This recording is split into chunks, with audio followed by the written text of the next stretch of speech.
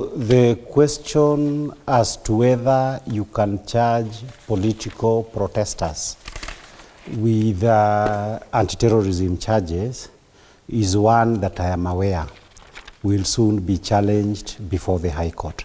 Because we believe those are not courts that are meant for political protesters.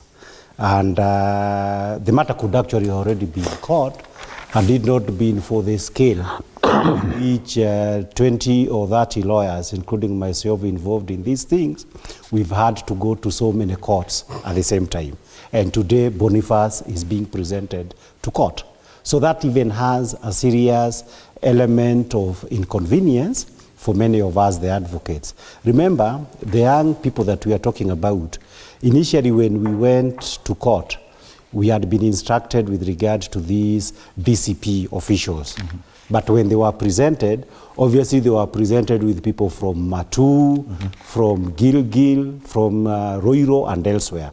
So we were told, since all this is arising from the same issues, continue defending them. So in a sense, those young men were lucky that lawyers who had gone on a separate mission ended up meeting them in court and they got free legal services. That may not happen everywhere in Kenya. And here there was a happy coincidence. Issue number two is Honorable Kalonzo Musyoka was the senior lawyer who was with us when we were challenging these issues in those cases that we went there.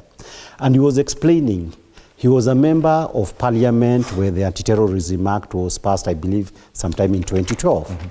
And he was saying this was actually supposed to be for terrorists. It was defined having in mind dangerous people.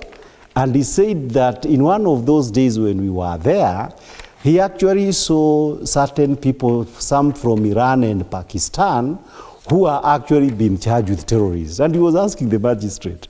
I think yesterday I saw people that in the normal imagination of Kenyans go under the description of terrorists. And we had the kind of weapons they alleged to have had. These people here, even nobody is saying you had guns, you had this.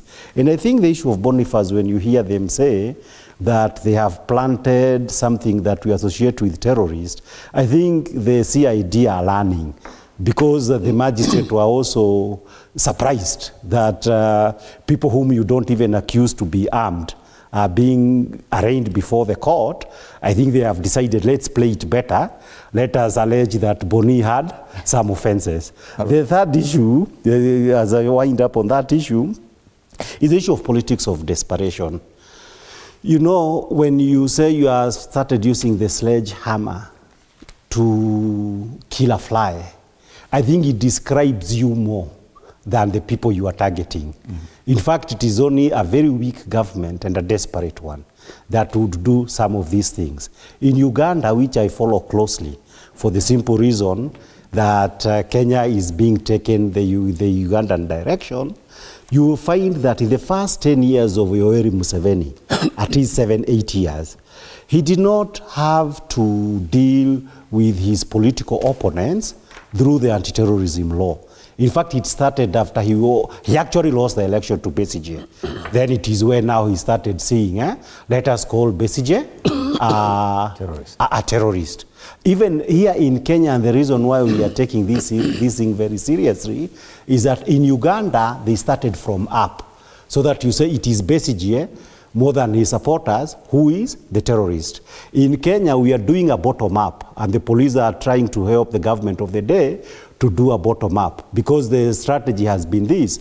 You start with ordinary boys, you go to youth officials of DCP, then you go to an MP like they were trying with Jen Kehara, so that you are sent up there until you have that great day when you can say Rigathi Gachagua is a leader of a terrorist movement. This is something that everybody can see through.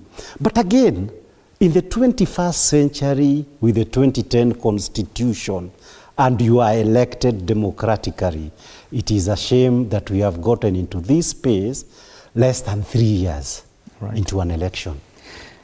Today, activist Boniface Mwangi is expected to face terrorism charges. He'll be